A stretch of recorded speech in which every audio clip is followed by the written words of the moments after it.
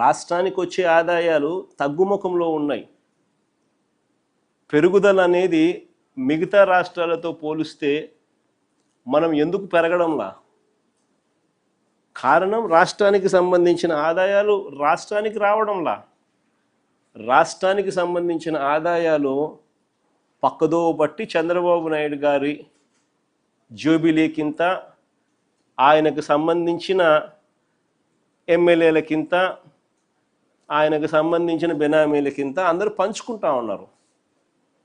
దోచుకో పంచుకో తినుకో అన్నట్టుగా. రాష్ట్రానికి సంబంధించిన ఆదాయాలు ఇసుక తీసుకున్నా, మట్టి తీసుకున్నా, సిలికా తీసుకున్నా, లాటరైట్ తీసుకున్నా, గ్రనైట్ తీసుకున్నా, లిక్కర్ మాఫియా ద్వారా లిక్కర్ ఆదాయం తీసుకున్నా, లేదా ప్రభుత్వ భూములు ఎడాపెడా నచ్చిన వారికి నచ్చిన రేటుకు ఎడాపెడా అమ్మే పరిస్థితి తీసుకున్నా, ఇలా వనరులన్నింటినీ కూడా దోచేస్తూ ఉన్నారు. కాబట్టి రాష్ట్రానికి సంబంధించిన ఆదాయాలు రాష్ట్రానికి రావడంలా.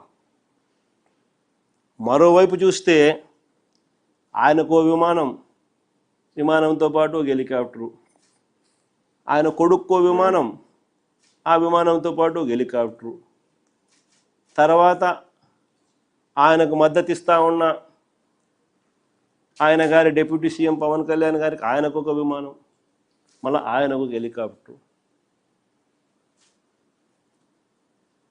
అందరూ గాల్లోనే.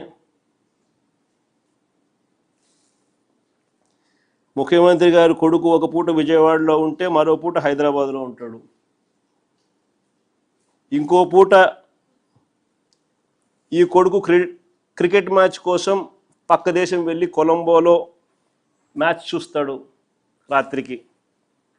మరుసటి రోజు ఉదయం మళ్ళీ విజయవాడలో ఉంటాడు. మళ్ళీ ఆ సాయంత్రం విజయవాడ నుంచి ఢిల్లీకి పోతాడు.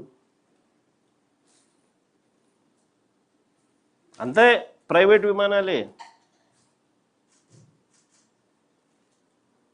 దేశంలో బాధ్యతాయుతమైన పదవుల్లో ఉన్న వాళ్ళు ఇలా జల్సాలు చేసిన సంబరాలు ఎక్కడైనా ఉన్నాయా?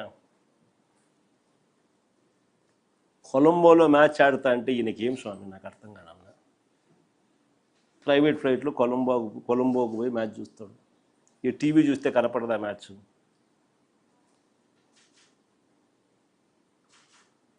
సరే, క్రికెట్ అభిమానివే అనుకో, టీవీ చూస్తే కనపడదా? నేను కూడా నిన్న టీవీలోనే చూసిన మ్యాచ్.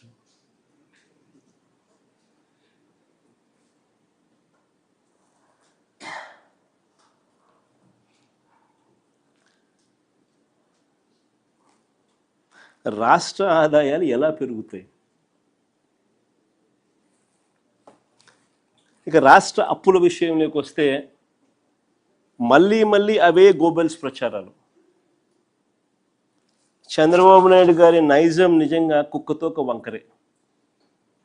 అంటే ఎన్నిసార్లు మనము చెప్పినా కూడా ఎందుకయ్యా అబద్ధాలు చెప్తావు, వాస్తవాలు ఇవి, ఇదిగో వాస్తవాలు అని మనం ఎన్నిసార్లు ప్రజెంటేషన్ ఇచ్చినా, ఎన్నిసార్లు మనం సాక్ష్యాలు ఆధారాలతో సహా చెప్పినప్పటికీ కూడా అవే గోబెల్స్ ప్రచారాలు, అవే అబద్ధాలు రిపీటెడ్గా. కుక్కతోక కూడా ఎప్పుడైనా మీరు గమనించే ఉంటారు. దాన్ని కరెక్ట్ చేయడానికి నువ్వు ఇటు చేయండి, అది మళ్ళీ ఆయనకి వెళ్ళిపోతుంది. అందుకనే సామెత కూడా అంటారు కుక్కతోక వంకర అని. చంద్రబాబు నాయుడు గారి నైజం కూడా కరెక్ట్గా అంతే. మొన్నటి బడ్జెట్ ప్రసంగంలో కూడా ఏకంగా 9.74 లక్షల కోట్లు అప్పులు మేము